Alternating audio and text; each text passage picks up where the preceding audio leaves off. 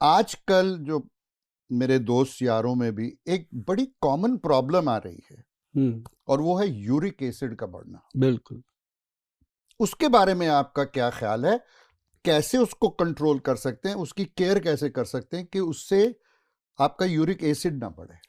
Uric acid जो है ना जी, ये एक बॉडी का बहुत महत्वपूर्ण एक प्रॉब्लम है, जिसमें कह लो कि किसी भी उम्र में हो जाता है। पहले तो पता ही नहीं चलता। महत्वपूर्ण मैंने क्यों बोला कि इसका पता ही नहीं चलता।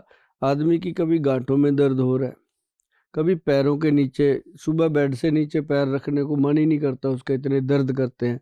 फिर वो जब चलता फिरता है, धीरे धीरे उसका शरीर चलने लगता है, 15-20 मिनट में भूल जाता है कि कोई प्रॉब्लम थी। हाँ। तो इसी कारण वो यूरिक एसिड के लिए ट्रीटमेंट लेता ही नहीं। उसको होता है कि थोड़ी बहुत प्रॉब्लम है, अपने आप हट जाएगी। धीरे धीरे वो यूरिक एसिड जो है वो गठिए का रूप ले लेता है, रिमोटाइड अर्थराइटिस का।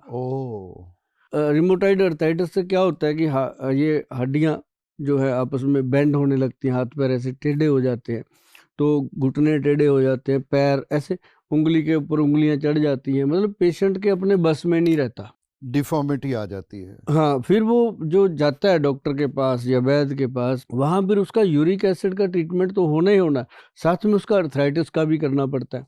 तो अगर वो पहले ही ध्यान दे, सबसे बेस्ट इसका ट्रीटमेंट मैं आपको बताऊं, जो मूली होती है नॉर्मल, उसको काट के रात को नमक लगा के उसको उसमें रख दीजिए, ओस में बाहर बालकनी में।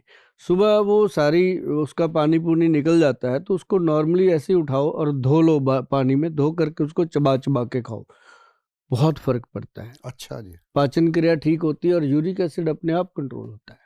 ओके। और बहुत सारे लोग ऐसा करते हैं। तीसरी चीज क्या है कि उसके लिए हमारे जो वैद्य है वो बनाते हैं, एक एक कैप्सूल तैयार किया गया है, कैप्सूल रूप में एक औषधि बनाई है, जिसका नाम, अच्छा नाम हमारे सीधे होते हैं क्योंकि हमारे वैद्य जी बड़े सीधे हैं, वो नाम भी सीधे ही रखते हैं। हम उनको पूछेंगे वैद्य जी नाम क्या रखें, इसका आपने बना दिया, वो उन्होंने नाम रखा यूरिक एसिड कंट्रोल कैप्सूल।